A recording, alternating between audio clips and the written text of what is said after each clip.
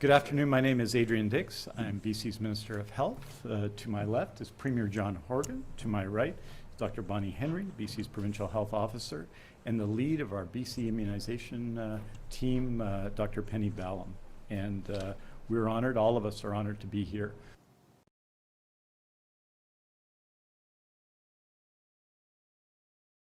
Today, you're going to be hearing a presentation from the Premier and then presentations with the deck from first Dr. Henry and then Dr. Ballem. There's going to be a lot of information on our acceleration of our vaccination program in British Columbia. Our regular report on case counts and other COVID-19 issues will be coming in written form at 3 o'clock. And so you'll get that information there, but this is an extremely full session and we wanted to leave lots of time for questions. And with that, it's my honor to introduce, always, Premier John Horgan.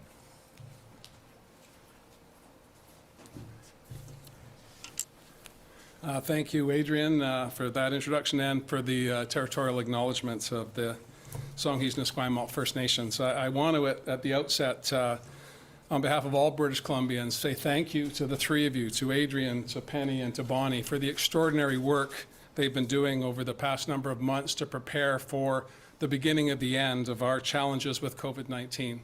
Of course, our plan, our immunization plan, has been very fluid, and that's been explained, I think, extensively over the past number of weeks as we depend on supply from offshore to meet the expectations of British Columbians. But today, we have additional good news to add, and I'll leave most of that to Dr. Henry and Dr. Ballem. But we've already vaccinated hundreds of thousands of seniors, with hundreds of thousands more being ready to be vaccinated in the weeks ahead. The next cohort, from 75 to 79, will be able to begin appointments in the days ahead, and Dr. Ballem will speak specifically to that. What I want to talk about today is the amount of AstraZeneca vaccine we have at our disposal. You'll remember back on March 9th, we received our first 68,000 doses of the AstraZeneca vaccine, and we expect to see in British Columbia over 340,000 doses of AstraZeneca by late May. Having another safe, effective vaccine means that we can protect more people faster. Over the coming months, that shipment will mean 300,000 people from frontline workplaces will be able to get vaccinated outside of their age cohort. That means that people who are working that cannot work remotely, people who are in outbreaks already, people who cannot work with full PPE or barriers in place, or people who live in congregate settings will be able to be included to this list. And that includes people who work in our schools and our childcare centers, first responders like firefighters and police, people who work in grocery stores, manufacturing, and food processing. And I'm pleased to share with you that this work will be done in concert with community pharmacists through our existing clinics, as well as the mobile clinics that have been so effective to administer these vaccines to workers right across British Columbia. Now, we know this has been an extremely challenging time for frontline workers. While many of us have been able to work remotely or from home, they have gone to work day after day, day after day, and they are the true heroes that we want to immunize at this time. In order for us to protect everyone, we have to start with the most vulnerable. We've made that abundantly clear. Dr. Ballem and Dr. Henry will focus on that as we move through the Pfizer and Moderna supplies that are coming our way. But if we're going to reduce outbreaks in communities, outbreaks in workplaces, utilizing the AstraZeneca vaccine will make us all safer and British Columbians all better off. We are in the final stretch. But this is the most important time in any race. This is the most important time in any challenge we face as individuals, as a community, and as a province. We must remain vigilant and listen and focus on the orders that Dr. Henry has put in place to protect all of us. The vaccines will put us in a much better place in the days and weeks and months ahead, but until that happens, each and every one of us has an obligation to our neighbors, to our communities, to make sure that we're following those guidelines. I'm very excited about the news that Dr. Ballem and Dr. Henry are going to be sharing with us today. This means we're closer to the end. But again, vigilance needs to be the order of the day. British Columbians have done such a spectacular job to this point in time. Let's not let each other down now. Thank you very much. Thank you and good afternoon. So I am very pleased to be able to talk today about where we're going forward in our program using the AstraZeneca Covishield vaccines that we have now in British Columbia. As you know, we had said from the very beginning that once we had a fridge-stable vaccine that would allow us the flexibility to use in more places around the province, we would be targeted at frontline workers and workers in specific at-risk workplaces and industries.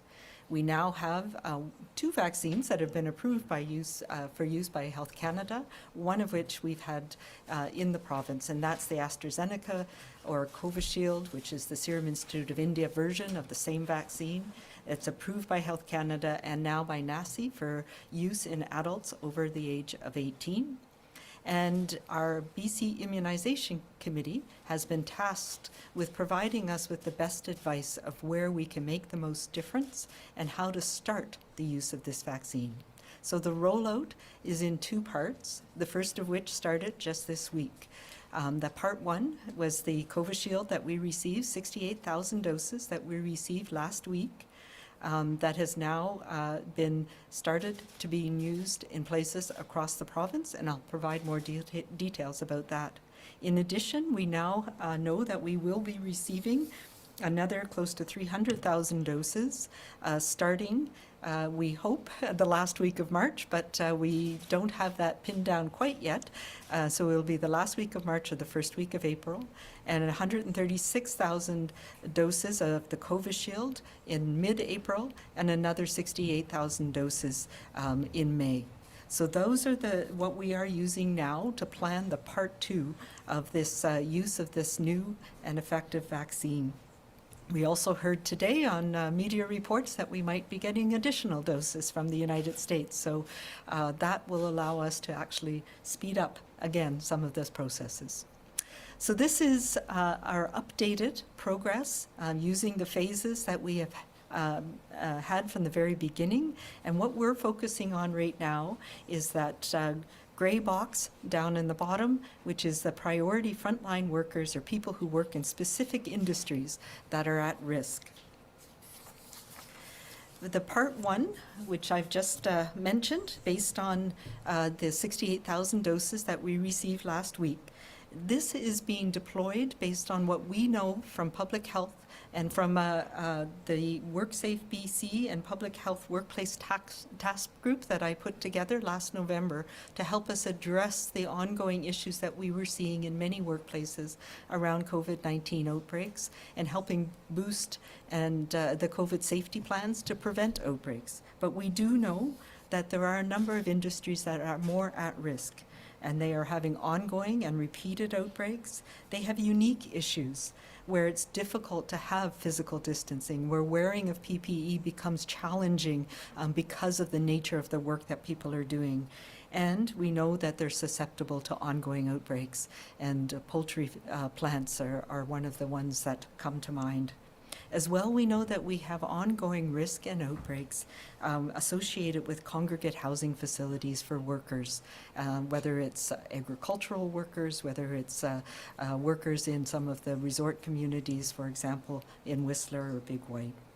So our delivery method in the past week has been around using on-site clinics so that we are able to target workers directly, and that will continue. And for some workers, we've managed to move them in a separate stream through some of our clinics. So where have we seen this rollout so far? The key sectors that we know are the most challenging in terms of managing of outbreaks are food processing plants, and we've seen outbreaks that have affected many people in poultry processing, food, vegetable, fish, and meat processing around the province.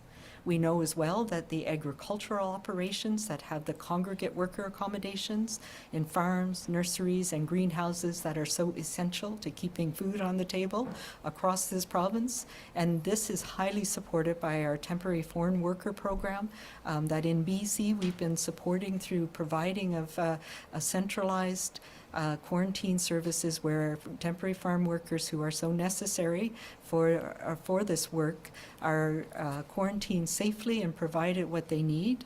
And we'll be looking at immunizing and just started that program, immunizing those workers so that when they go into our communities, we don't see the outbreaks that we saw last year.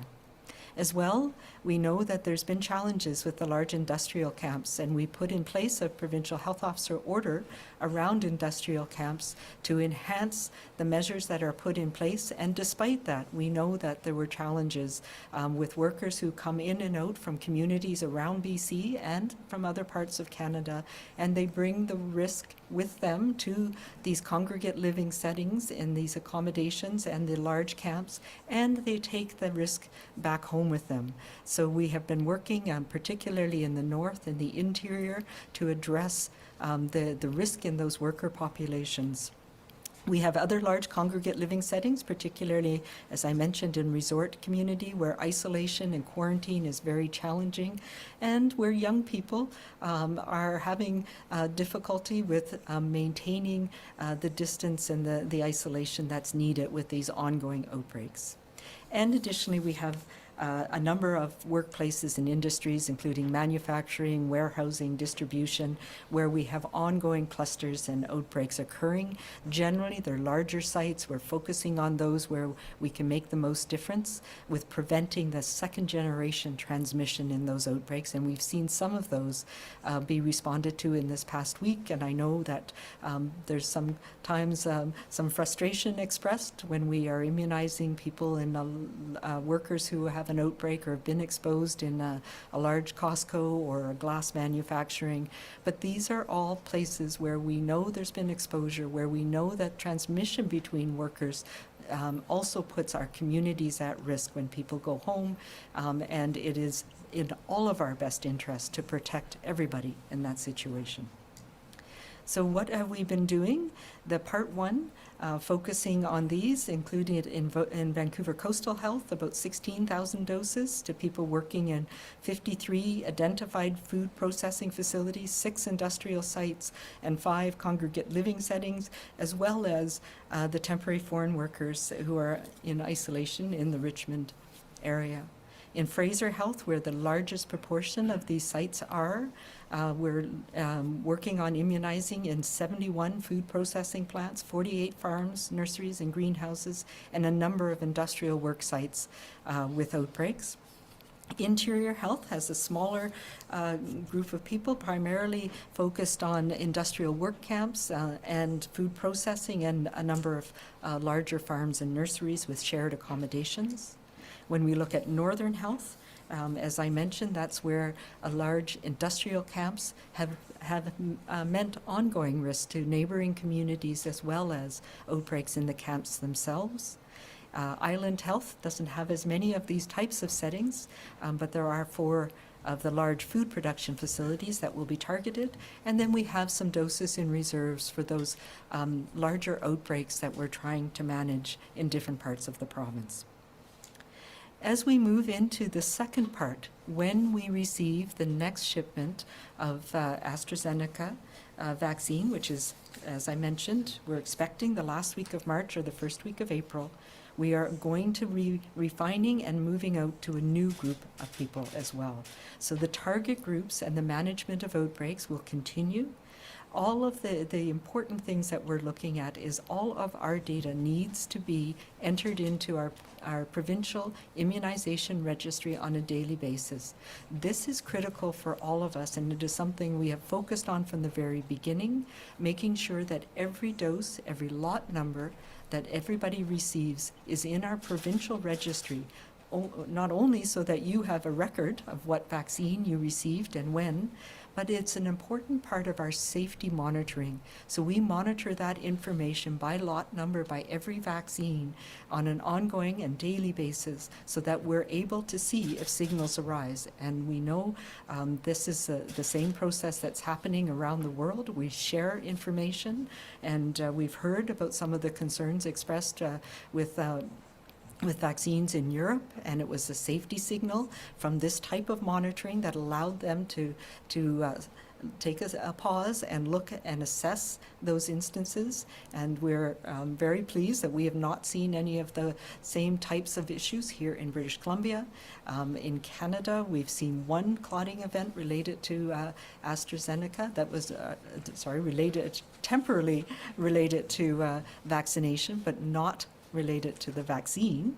And again, today, EMA, the European Medicines Association, has come out with a strong support for the risks of vaccination being very low compared to the risks that we have with ongoing transmission of COVID in our communities right now.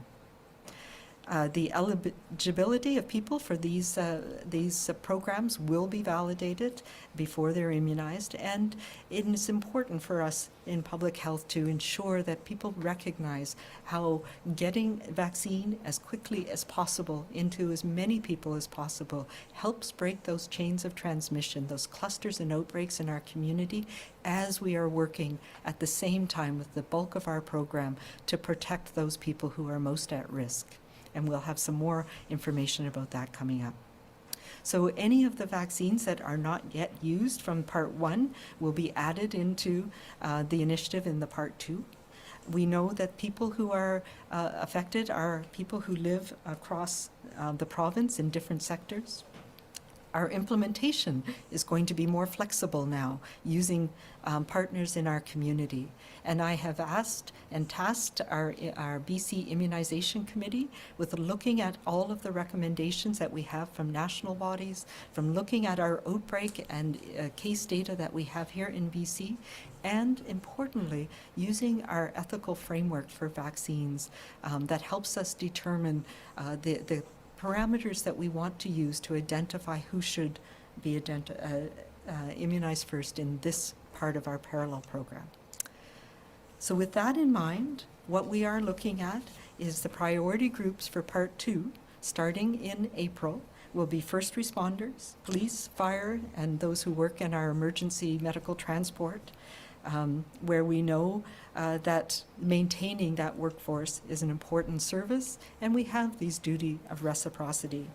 We'll be focusing as well on K-12 education staff and childcare staff in both licensed and family child daycares across the province, as we know how important it is and how critical it is for families and communities across the province that safe childcare and in-person education is for us all, and the amazing job that we know the early childhood educators, our educators, and our childcare providers have been doing throughout this pandemic. We will also be focusing again on those higher risk industries where we're seeing challenges, including manufacturing, and there's sectors that have been where outbreaks have been ongoing and have been identified, wholesale and warehousing, including particularly food warehousing, staff and congregate housing. As I mentioned, some have been addressed starting in the Part 1 of this program. Correctional facilities staff, again, some of the staff have been addressed because we've had ongoing outbreaks in our provincial correctional services and federal correctional facilities, and the inmates in the federal correctional facilities are covered under the federal program, but both federal and provincial staff will be covered under this program. As well, we're looking at cross-border transport, and we're working with the Ministry of Transportation and Infrastructure to identify exactly who the groups are at risk in these communities. Smaller groups of people, including our quarantine officers and bylaw officers. We'll be looking at postal workers, as we know that is also an environment where we're seeing ongoing outbreaks. And many of us, of course, are dependent on the packages that get sent around the country these days. And finally, grocery store workers. And we'll be defining those more clearly for people as we work through this. There'll be hopefully some as well that we can use to continue to target those outbreaks that we're seeing now. So this is approximately 320,000 workers identified in these target groups. Some will already have been started to be immunized in this Part 1 that we're doing right now, and we've been working on the scenario of about an 80% uptake. As I mentioned, this is a fridge-stable vaccine, so that means we can use the infrastructure that we have in our community, and particularly our community providers, pharmacies specifically, and we've been working with the pharmacy associations to make sure that we can do this in an efficient way, and we know that there are many pharmacies and pharmacists who have been part of our influenza immunization program that are ready and able to take this up. About 60%, as you can see from our targeted groups, are people who can be identified through their identification related to their work. And then we'll be focusing the remainder of the activities on the 40% where we will be doing health authority-driven clinics on site, some of which have started already. So this allows us to really move ahead with our large shipment of this vaccine to target these groups of people who we know are essential for keeping our communities going and who have been working throughout this pandemic. And I know there are many other groups that fall into this category as well.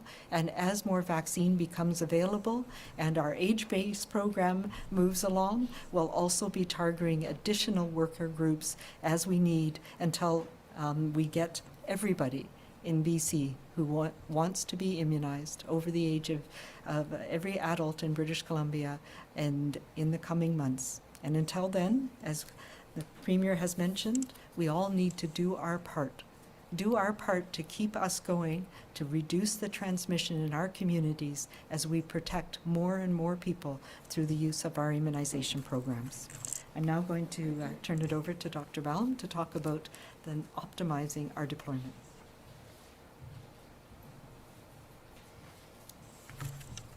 Thanks so much, Dr. Henry, Premier, Minister. It's a privilege to be here today and very exciting to just be able to share with you the really remarkable progress that we're making as a province, getting everyone to get the jab, as we say. So this slide is a familiar one for you. It lays out the phases of our campaign that we've been working on, and I think what's critical today is, you've heard Dr. Henry speak about the AstraZeneca and Provincial vaccine and the target groups.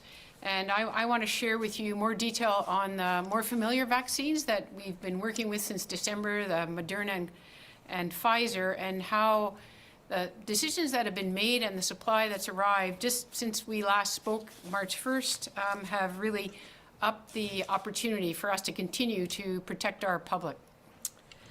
So just to give you a bit of a sense of, how we're doing, there's been a total of 444,000 doses of vaccine administered to our BC public, mostly on age cohorts, as you know, but also in our priority populations over the work we've done in phase 1 and phase 2. And, you can see that Pfizer vaccine so far is the majority of the vaccine that we've used, with Moderna in second place. And, just to share with you the volumes that we're now moving to in the last couple of days since we started our mass immunization clinics for our population in their 80s and 90s, we're doing about 20,000 vaccinations a day in British Columbia. So that's a remarkable increase, and you can start to see the numbers starting to ratchet up as we're moving people through all of the clinics around the province. So, really understanding what's happened since March 1st. On March 1st, we shared with you that we had about 415,000 doses of Pfizer and Moderna coming to the province, and we described the rollout of our phase 2, which was priority populations and our age-related cohorts over 80 and our Indigenous people over the age of 65. But since that time, just in these last couple of weeks, we have gone from 415,000 doses to actually now a projected supply for March and the middle of April of actually close to 1 million doses of vaccine. So really a doubling of what we can expect.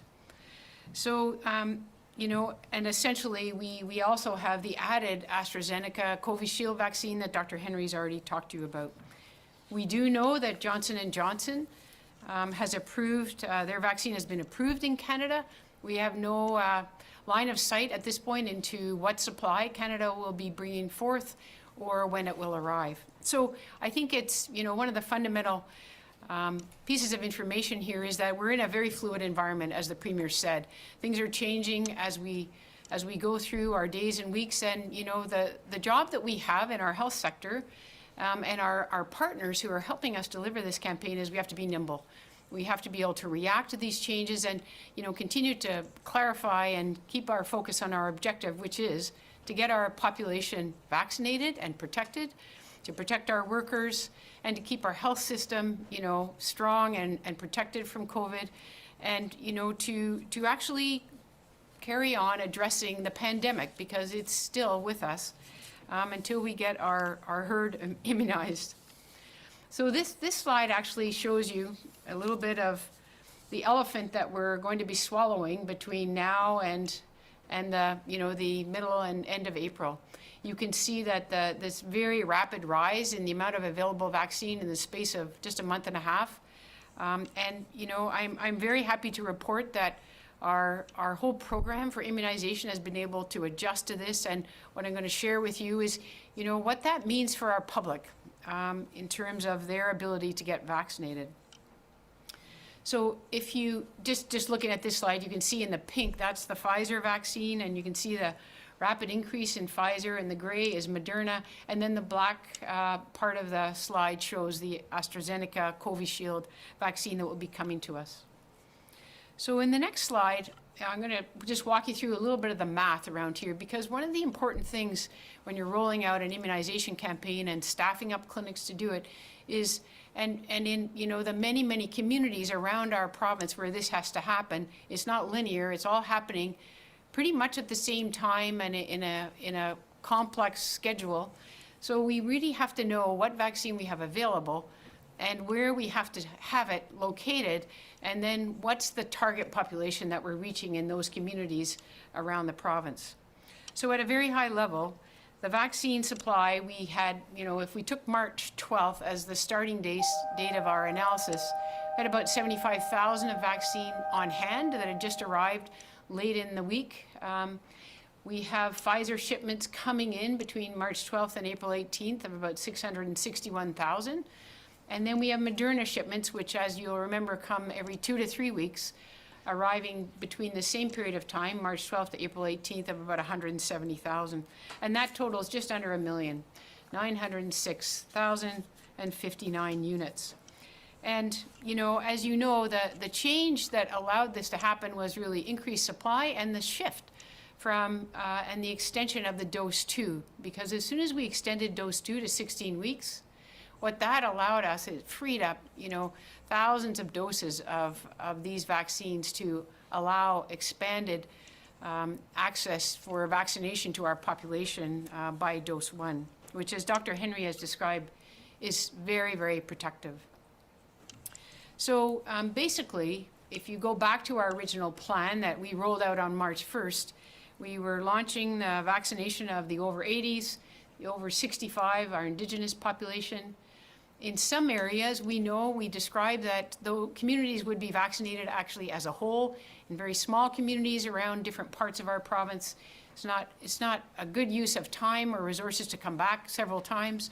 And so in those communities, usually less than 2,500 will vaccinate the whole population when our teams arrive from the health authority. We continue on an ongoing basis to vaccinate our priority populations. You'll have heard that many health workers, particularly now in the community, are being vaccinated. Our allied health professions, our nurses and support workers who are looking after people on long-term home support, a whole array of direct care providers in our community, physicians, and so on. And we continue to work across the province with the First Nations Health Authority. I'm really happy to report that we're, well underway to finish off by the end of March all our First Nations sites, our reserve communities across the province. So very, very good news for a population that we know has an increased level of adverse events from this virus. So looking at the available supply of vaccine and taking away the plan that we already had underway, we have about just over 500,000 doses of Pfizer and Moderna that we now had to decide, okay, how are we going to use these? So if you go to the next slide, Just to remind you, although these present just logistical challenges to our sector to, on a very short timeline, get this rolled out, it's an incredible opportunity for our province in terms of getting back to normal, because this is another 500,000 people that are going to get vaccinated in a very near time frame. It allows us to move up those age cohorts that we had sort of set out to through April, May, and June. And, you know, really, we're just expediting the protection of our public. So it's very, very good news for both the general population, Indigenous peoples, and, as you've heard from Dr. Henry, our workers. So when looking at how we were going to use this vaccine in a short time frame, we're going to move up the next age cohort from 70 to 79. And although we were going to start on those individuals in April, we're now able to move some of them up into this month, into March. In our clinics, we've already undertaken to expand the clinics that were set up for the over 80s, and we will be welcoming and, you know, basically going out to the public to tell people and we'll start with the 75 to 79 cohort and just let them know that we will be in a segmented way asking them to call in and make their appointments in the coming days. So just looking at the math, it's about close to 350,000 that we expect will be coming in to get vaccinated in their 70s. Now, we have another group that Dr. Henry has referenced on a number of occasions, and that's our clinically extremely vulnerable group. This is a group of about 200,000 individuals. About 50,000 of those actually will be covered in the older age group in the 70s, 75 to 79, and some of them will already have been vaccinated in the 80-year-old age group. But beyond that, there's a remaining 151,000, and those individuals, you know, cross all age ranges. And you'll remember that we laid out the different categories they fall in back in January. They're people who are on, you know, very powerful immunosuppressants, organ transplant recipients who are still on immunosuppressants, people in active chemotherapy and radiation therapy, a whole array of groups that our medical community recognize are significantly at risk. And we'll be coming out in the coming days to just make clear what those groups are. And those groups will be receiving you know, a personalized letter from the ministry and the PHSA, who's in charge of this program, and advising them that they're eligible to get vaccinated regardless of their age. So between those two groups, we will cover off the extra 500,000 doses of Pfizer and Moderna that are coming to us. When we look at the feasibility for the different health authorities to actually ramp up this activity, I would say in the Lower Mainland, both Vancouver Coastal and Fraser have more large clinics. It's a bit easier and it'll be faster for them to expedite opening up more capacity. And in the interior, the north and Vancouver Island, particularly in the northern part of Vancouver Island, you know, they'll be working hard with us to ramp up their activity, probably a bit more back-end loaded toward the middle of April. So we're very confident that we are going to be able to use this vaccine in a very timely, expedited way to move up our population protection. So, you know, this slide just very simply walks you through the numbers of the different groups and shows you that at the end of it all, we have about 44,000 doses of vaccine that we will either have used up because we get more than 80% uptake, which is about our average, or we'll roll into the group receiving vaccines, the next age cohort after April 18th. I just want to note that we will be keeping a reserve of vaccine, and that's because it's not uncommon for our Pfizer, and particularly for Moderna, which only arrives once in a 2-week time frame, to come a few days late. And although during the first 2 phases of our campaign, we were able to manage that because we were working with our own staff who were getting vaccinated and different priority populations. And we were able to reschedule them and move on. But with the volumes now that we're going to be vaccinating, and the fact that it involves, you know, large numbers of people in our general public, we do not want to be canceling vaccination clinics that have already been scheduled.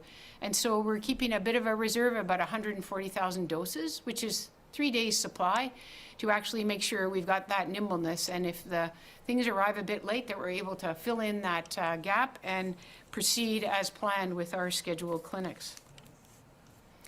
The next slide just shows you, you'll have seen in the last week, I think we all experienced the call center issues we had on the first day of our rollout, which is a very typical experience across our country and other jurisdictions around the world. You know, when you first open up your clinics to the general public, they're very enthusiastic, and that's good news. We want them to want to get vaccinated and to be getting in there to get an appointment. But it really challenges the technology of call centers and online registration. So, you know, what we moved to was a segmented process, and we've been working with our partners at our TELUS call center to segment the population, and I'm very, very happy to report that our public they understand the need for that, why it works better for them. We have virtually no wait times on our call centers the end of last week and this week, and yet we're scheduling even more people every day. So segmentation of the age group seems, you know, pretty practical and simple, and so this is just an example of what our planned schedule for segmenting our 75 to 79 age group for next week will be. And, you know, these things may shift a little bit, but essentially it's really about protecting our public from having to wait in long queues that are not necessary. If they wait till their age cohort is called by year and year of birth, you know, they will get a very fast response and be able to book their appointment. And what we know is when people have an appointment booked, they just relax and they feel very, very confident and, you know, really much safer. And I just think that our experience really over the last week has been incredibly heartwarming. Seeing all these seniors come in and get their vaccination, and really they're so happy and they're crying, and it's just really been a remarkable thing for all our staff to just see just the impact of these clinics on our population. Now, going back to sort of the impact on the health authorities and just being able to understand, you know, what they'll be doing in order to respond to this increased vaccine. On the top line of this slide, you see incremental clinic bookings. And essentially, you know, it's about 420,000 that we expect to drive through our immunization clinics. And you can see by health authority the range of you know, increased activity that they'll be managing, not just in one clinic, but in clinics spread around their whole geographic region. With Fraser Health Authority, you know, having the highest amount, and that basically relates to their large population. And interestingly, the interior, Vancouver Coastal, and Vancouver Island all have about the same number, because Vancouver Island and IHA actually have, you know, even more seniors in their 70s than even Vancouver Coastal. So these things, you know, as you go through different age groups, you have to watch the impact on the different authorities and make sure that they've got the proper support to be able to respond. And the next line just really gives you an idea of, you know, what the burden on a daily basis of additional clinic visits will be across our clinics. About half of the 150,000 clinically extremely vulnerable patients will come in through our clinics, and the other half will organize their access through different programs across, really provided by the PHSA. You know, many of the programs in which these patients reside are run as provincial programs, the transplant program, our cancer centers, you know, small groups like patients with cystic fibrosis. They will then, the other groups, those with severe asthma and COPD, and those patients with severe diabetes as examples, those people on immunosuppressants are quite large groups, and those we expect that they'll flow through our immunization clinics. You know, just a note about our smaller health authorities, they're working hard in every community, because these patients are spread across our whole province, to make sure that, you know, as quickly as possible, we're ramping up the capacity, you know, to see these patients and our age cohorts into their clinics. So moving on to just deployment of the vaccine, I talked about the scheduling. We're very happy with our call center.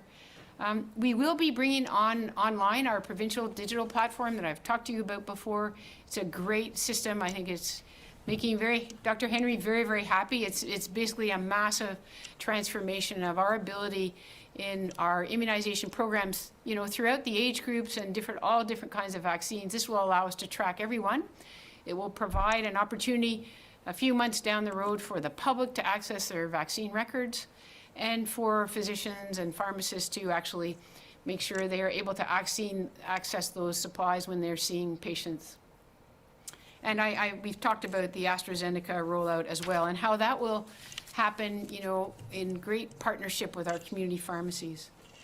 So just moving on to this slide, because the transformation and transition to the provincial digital platform is a tricky business. As you know, we're working currently with 5 call centers in the health authorities, and they will continue to schedule people right up to April 18th and get them scheduled in all these clinics. There's about 198 clinics currently, and that will drop down a bit as we get our oldest seniors through, but in the range of 170 clinics around the province. And we will continue to schedule them through our 5 call centers over the course of the next few weeks. And then on April 6th, we will do the shift over, and we will close down those 5 call centers and those numbers, and we will move to 1 provincial call center and 1 very robust online booking platform. And the public will then start to be able to access, wherever they are, that online system and or the call center who can help them book an appointment. And that is what we will proceed through the rest of our vaccination and immunization program for COVID-19 using that platform. And just a little bit about that platform, it will allow people to go in and register pretty much at any time. We have mechanisms to gate that so it doesn't collapse under the enthusiasm of the remaining people to be vaccinated coming in. It will then allow you to schedule an appointment. You'll get a reminder that you can schedule an appointment. And the reason for that is we can gate that so we don't have everyone scheduling at the same time. And then it will actually run our clinics. We will be using the same system in our clinics and tracking all the different work processes in the clinic. And finally, it will be a remarkable tool for reporting out, for us to track our business and how we're doing, and to continue to adjust our processes. So in summary, so this is our vaccination timeline now. Moving up, as you can see, this is very, very good news for us. So, in March, we will we're continuing to do those who are aged 80 and Indigenous peoples. In April, and even before April, we are probably going to get some people in their 70s into our clinics to vaccinate them as we incrementally bring on capacity.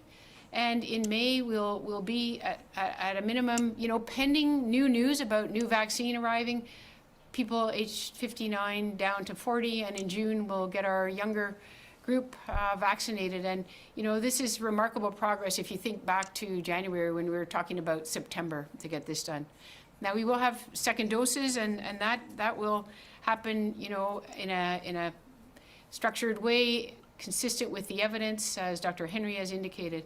And in the meantime, you can see in the yellow across the bottom of this slide that we'll have all of these different worker groups in the AstraZeneca COVID-Shield program who will also contribute to the protection of our population. So in summary, as of March 12th, we're looking at a bounty of vaccine, which is, a remarkable opportunity. We are working very hard to respond to that and move up our population, accelerate their vaccination and their protection. This is a real benefit, particularly in the Lower Mainland, where we have an outbreak that is particularly difficult. And so it helps all of these things. It helps us manage our pandemic, protect our hospitals, and, advance the protection of our population. And by our calculation, just with the Pfizer and Moderna, without considering the impact of AstraZeneca, we will have about a quarter of our population vaccinated by the end of next month. So the additional coverage by AstraZeneca will contribute to this, but essentially this is good news for our public. Very happy to be here, announcing this, and there will be more to come. Thank you so much.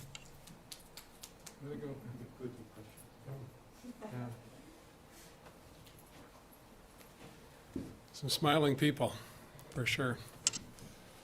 So I'm here and we're underway. Yes, thank you. As a reminder to all reporters on the phone, please press star 1 to enter the queue. You are limited to 1 question and 1 follow-up only. First question is from Lisa Euston, News 1130. Oh my God, you guys make me work hard when you come first to me. Thank you so much. One question I have about the vaccinations, Dr. Henry, that are being done in these work sites that you mentioned that people have some concerns about, the ones like Costco and the glass place.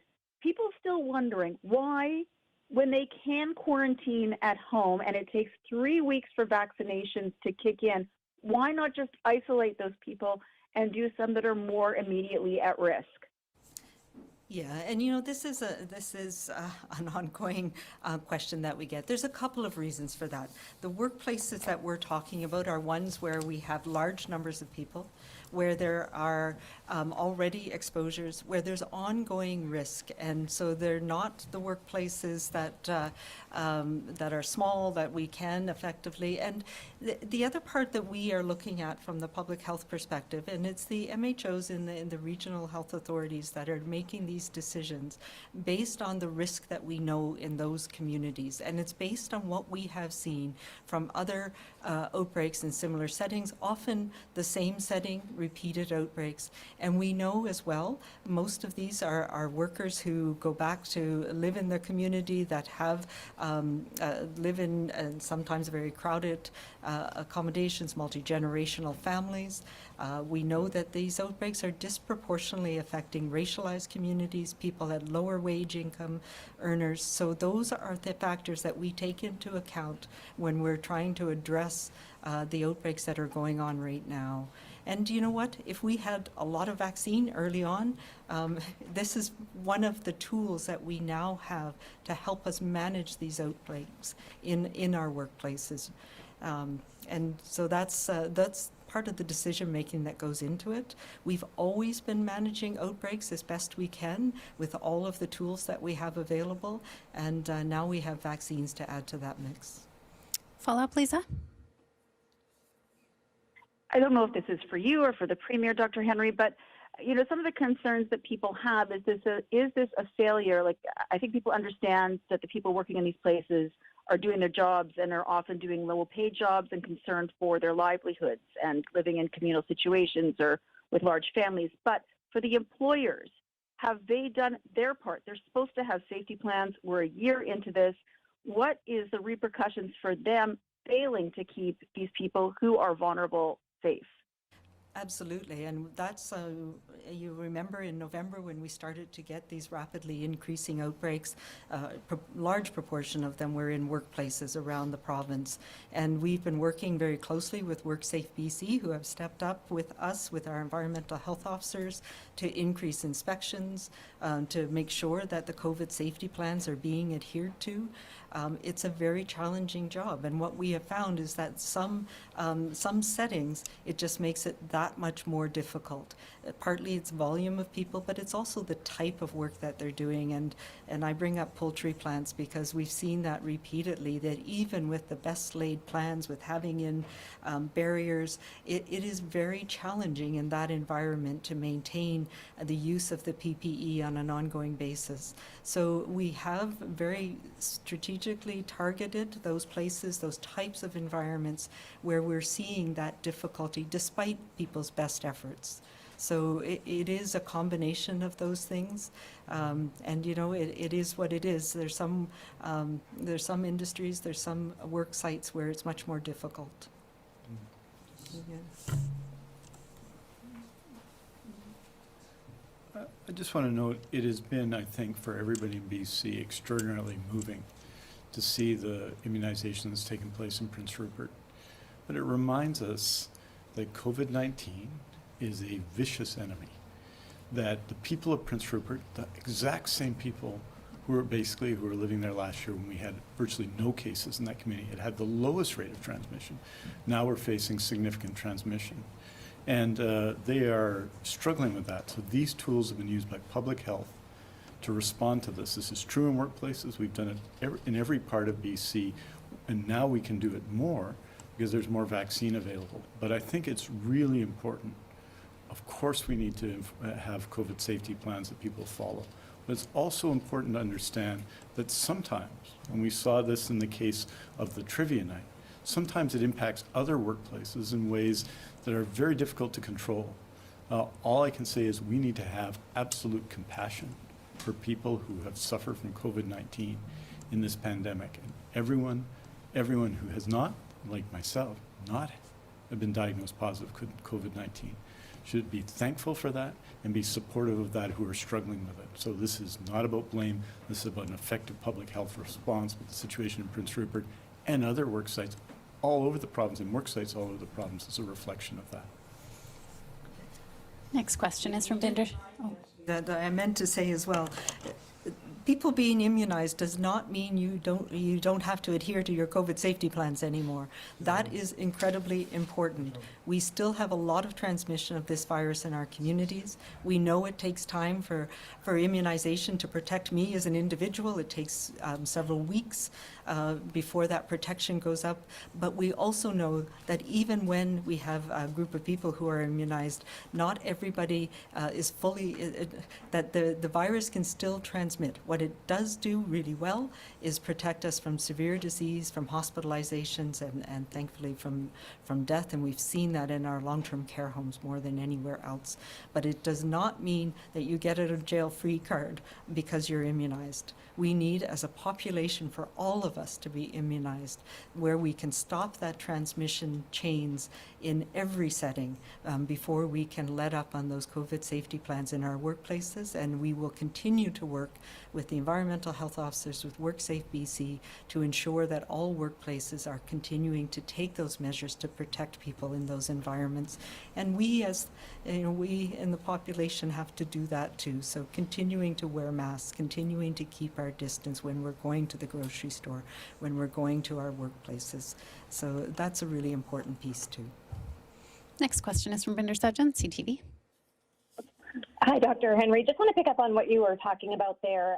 Having the population immunized to a point where the risk is much lower. When do you expect that point to be? And leading up to that point, can you give us a sense of, if things are stable in terms of case counts and variants, what types of restrictions may be eased, in the coming next 2 months? Yeah, it is a very tenuous time, and I expressed that a few times with my concerns. We've been grumbling along at a very high level for us of cases that we're seeing in our community, which tells us the virus is still spreading. It tells us we still have risk.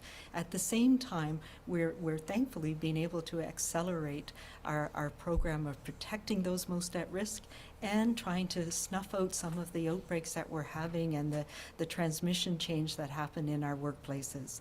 So, these are the things that are going to help us get through the next 2 months. There's going to be very little change in the next 2 months.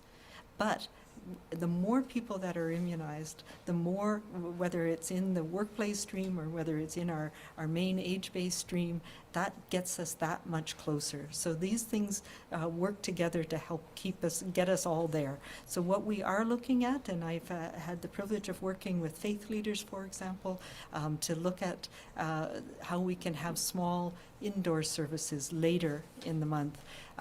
Outdoor events, which we know are safer than indoor events. Those are the types of things that will happen first.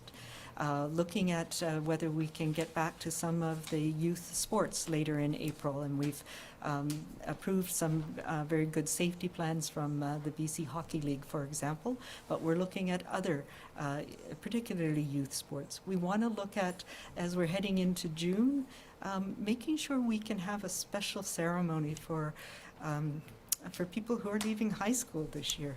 It has been such a challenging year for youth, and I say that a lot, and I've been asked that quite a few times. Yes, I believe if we can continue through this program that we're doing, that we can have something special to mark that ceremony.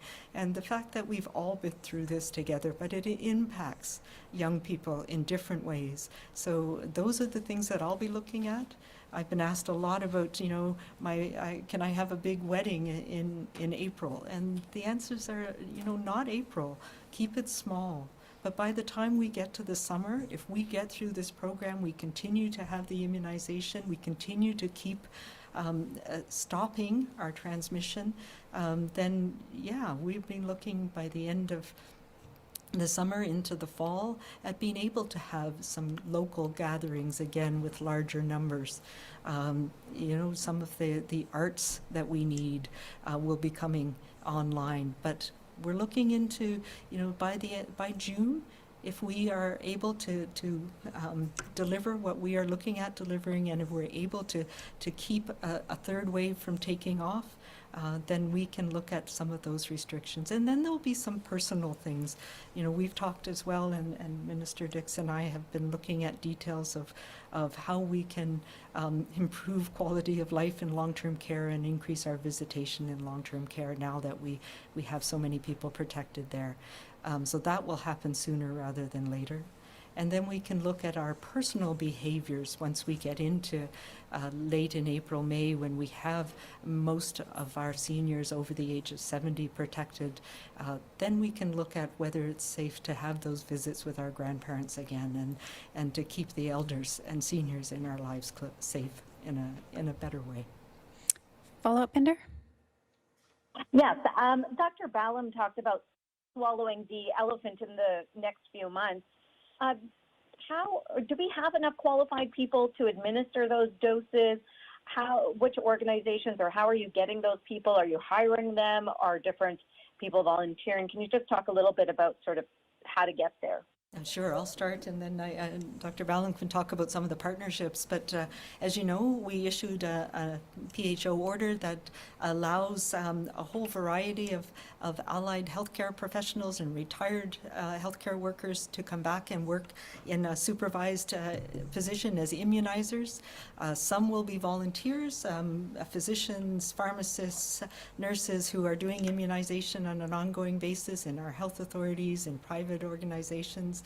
And others will be paid to be immunizers, but we have many other positions that are needed to run a clinic, and Dr. Ballem can talk to that, because we've had some great partnerships.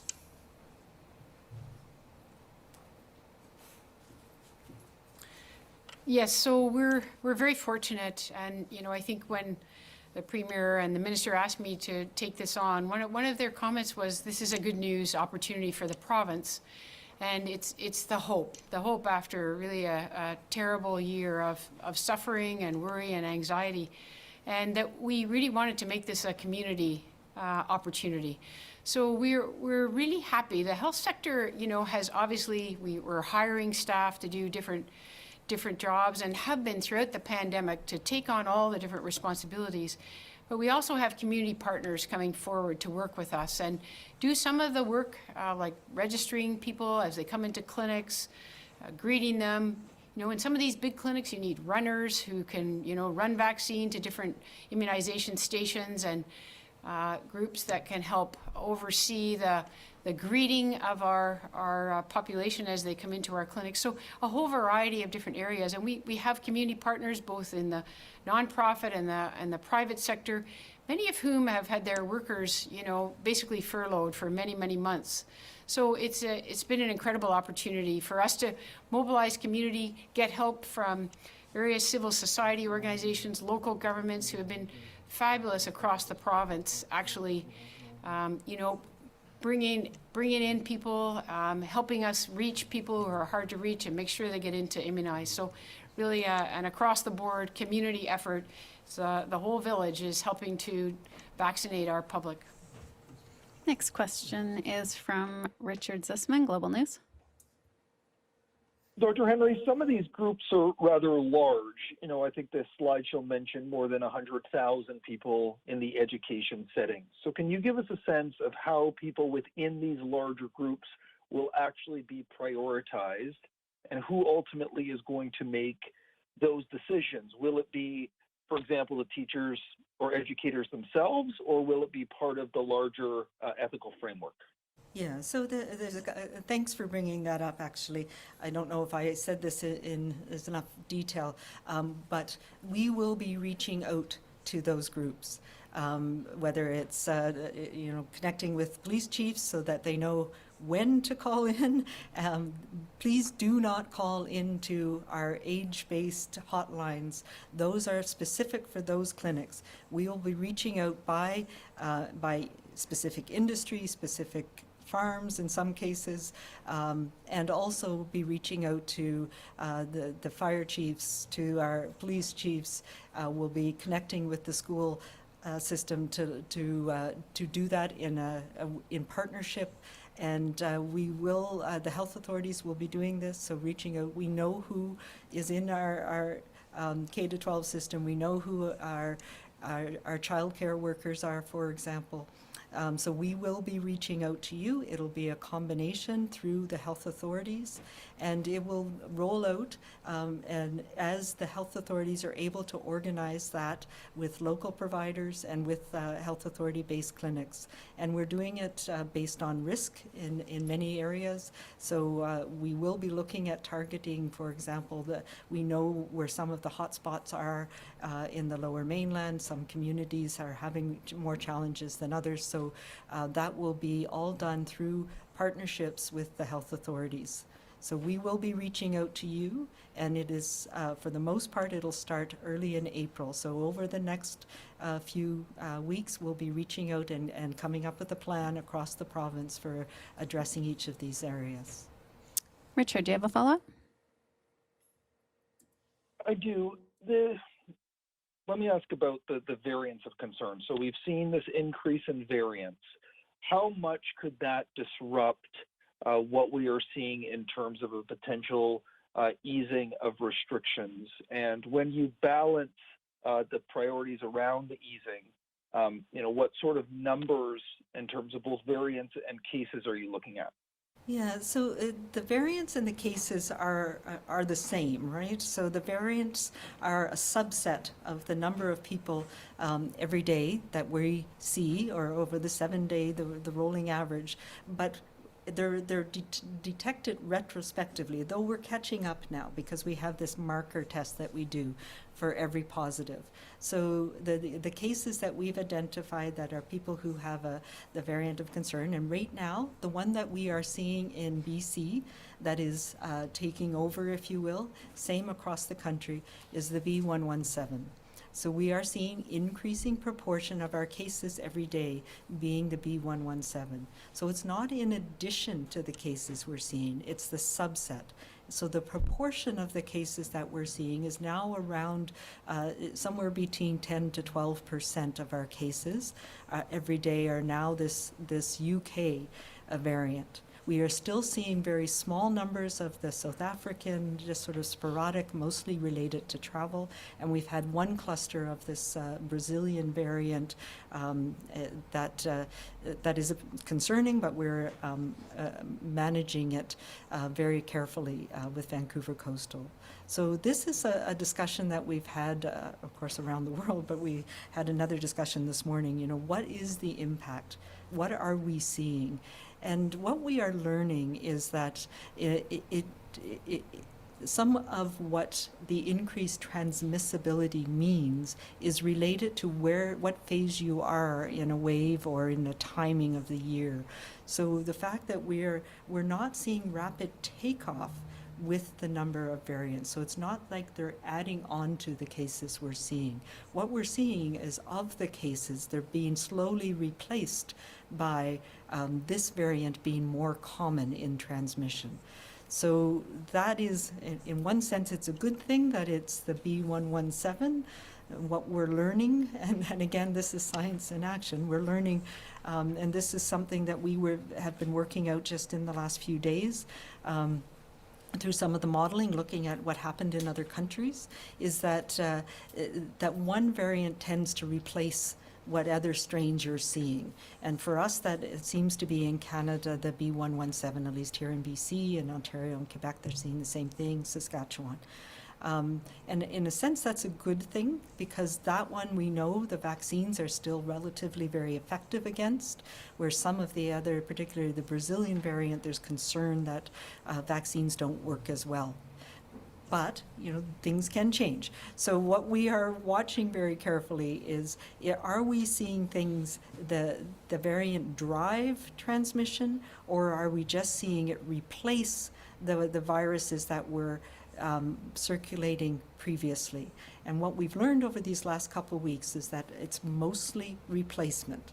But that's not to say that that's not going to change if we're not careful, because we do know we have to be more meticulous about preventing transmission, because this one tends to be easier for somebody to spread it to others. So what that can mean is that we'll have to be more cautious for longer if our rates stay as high as they are, and making sure that we get more people protected as quickly as possible and try and break those chains of transmission. So this is all of our challenge right now. At 500 cases a day, with this more transmissible virus replacing a lot of the viruses that were the other ones, we have a smaller margin of error for our individual actions to prevent transmission and our group actions that prevent transmission. So that's our COVID safety plans, that's our making sure our numbers that we get together with are small, that we do things outdoors rather than indoors, so we're not risking that rapid transmission to people. So time will tell, but that's what we're seeing right now. Next question is from Rob Buffum, CTV BI.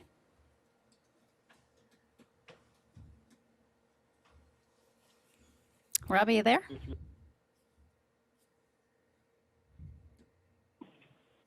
Hello. Yep, go ahead. Oh, hi. Thanks for taking my question. I guess what I'm wondering is, Dr. Henry, if you're able to sort of elaborate on where we might be at in terms of easing restrictions. You said earlier that by the summer, which would be sort of June 21st, we could expect some restrictions to be eased. Yet you also mentioned that by the end of the summer or the fall is when we could get back to local type gatherings. So, presumably by the end of June or June 21st, pretty much everyone will have had one shot. So between then and the end of summer, what type of activities could we expect to get back to? Yeah, I know. I wish I could tell you.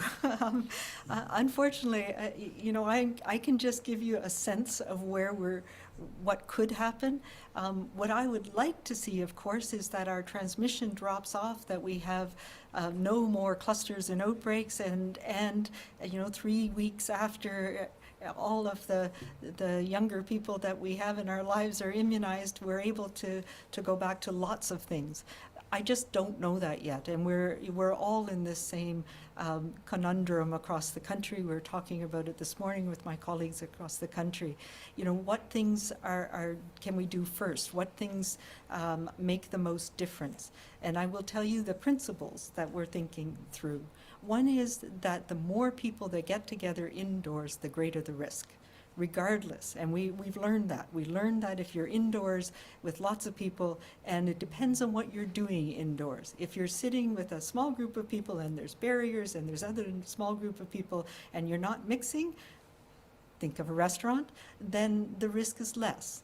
If you're a larger group of people who are interacting with each other and moving between groups, the risk goes up.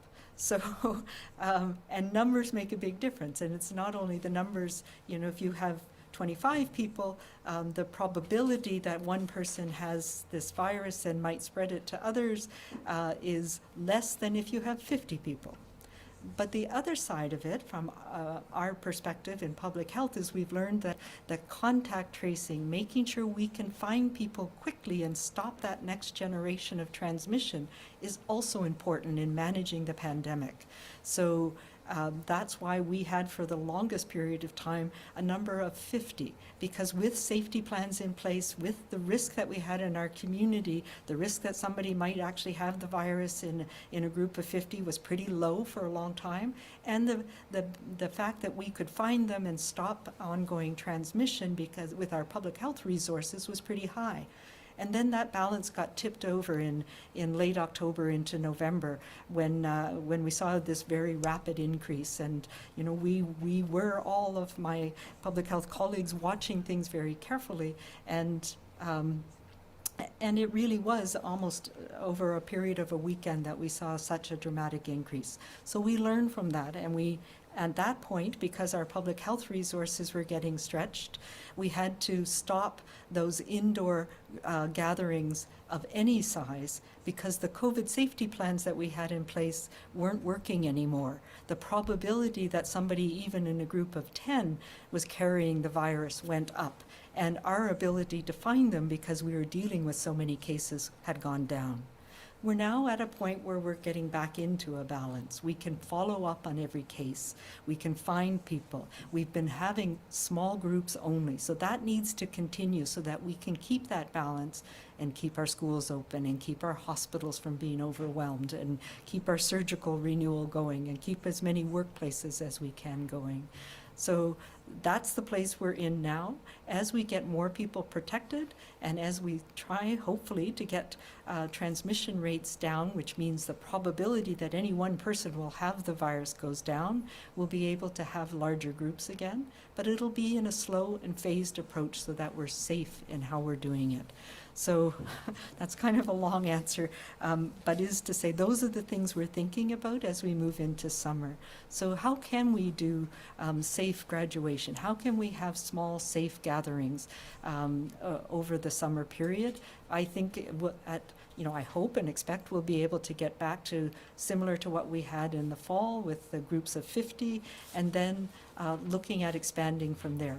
The things that I think, on the other hand, we're not going to see this year are large international travel. So groups that bring people from many other countries to BC for an event, whether it's a conference or a meeting or a wedding or a family gathering, those things will be dangerous because we know that the vaccine is not available equally to countries around the world.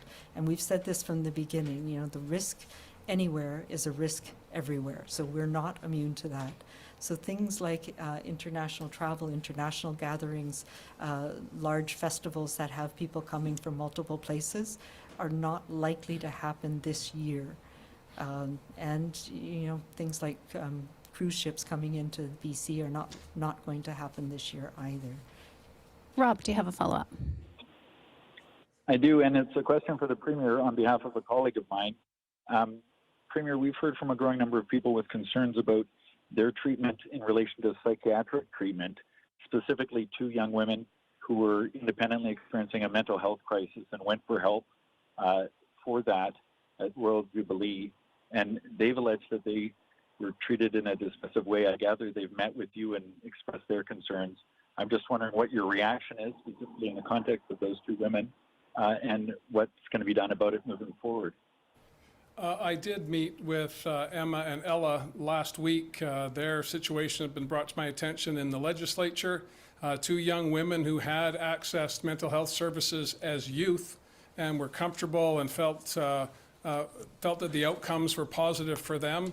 And then they transitioned into adulthood and were unable to access the care they'd had before and were put into an adult setting, and their response was quite different from that. I had the honor to talk with both of them and the minister responsible, Sheila Malcolmson. We listened intently to their point, which was why the difference between being a youth and being an adult. I know that Sheila will take that information away, and she's working with Vancouver Island Health Authority with respect to the delivery of mental health services at the Royal Jubilee versus what youth are able to access at Victoria General. But it was a compelling story and one that was quite moving. We're hopeful that that story can lead to changes, positive changes, so that it's not repeated in the future. But the challenge, the most interesting part of the engagement was both Emma and Ella did exactly what we've asked them to do. We don't want to stigmatize mental health challenges. We want to be open and talk about it. Certain media outlets have a campaign that's saying, let's talk about it. The Vancouver Canucks have an aggressive campaign to destigmatize mental health issues, as do we as a government. These 2 young women followed what they thought were the right course, and they didn't get a positive outcome. We need to make sure we do a better job of it, and had we not had the opportunity to speak with these 2 women, we wouldn't be in the position to make the changes they want to see. We have time for one more question today, and that comes from Tanya Fletcher, CBC. Hi there. Dr. Henry, when it comes to the second round of AstraZeneca, is the priority order as per the slides presented today? This is kind of a follow to Richard's question earlier. As in, will you start with first responders, then school staff, and work your way down the list as we see it in the presentation, or will these groups all be vaccinated simultaneously at the same time? Yeah, so they're not in rank order. It will be some combination of parallel streams as we work out how best to do it for each of the different groups, and particularly for some of the industry groups, we'll have to do it in a phased way over time. So yes, it's not a rank order in any way. We're going to be trying to address as quickly as possible all of the groups as vaccine becomes available. Tanya, do you have a follow-up?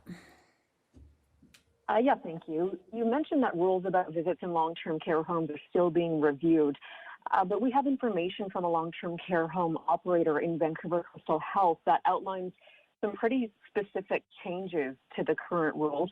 Can you explain why those changes haven't been approved yet, or when they'll be approved, or will they apply in certain health authorities and not others, or is there some individual discretion here between health authorities that can kind of ease their own restrictions? So no, there is a provincial standard for that, and it's under a provincial order around visitor restrictions. I know that some of the health authorities have been updating because there were new provisions. We had some discussions about this a few weeks ago from the Office of the Ombudsperson to make sure that it was very clear what the process was for appeal if somebody was denied either a designated visitor or a essential visitor status. And I know that some of the health authorities have updated their guidance to make sure that those processes were much more clear. And I believe that's what you're referring to, but I know the minister has some comments too. I think it's exactly that, and these were changes. Some of them were updating, and some of them were changes in the way the orders were made by Dr. Henry a few weeks ago. So I think that's reflected in the Vancouver Coastal Health document, as I understand, as I've reviewed it. And but just to note on the key question of visitation, which is important for everyone, and I think Dr. Henry has made this point, we're going to be making changes in this month of March. It's now March 18th, so that means soon.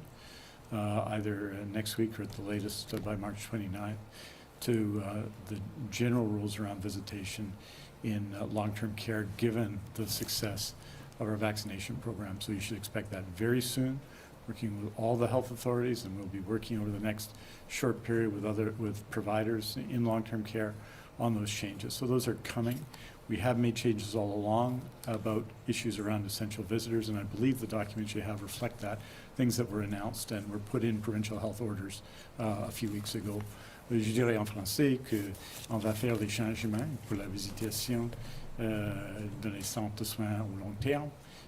Ces changements sont nécessaires, bien entendu, après un an de difficultés pour des gens pour vivre normalement dans ces maisons,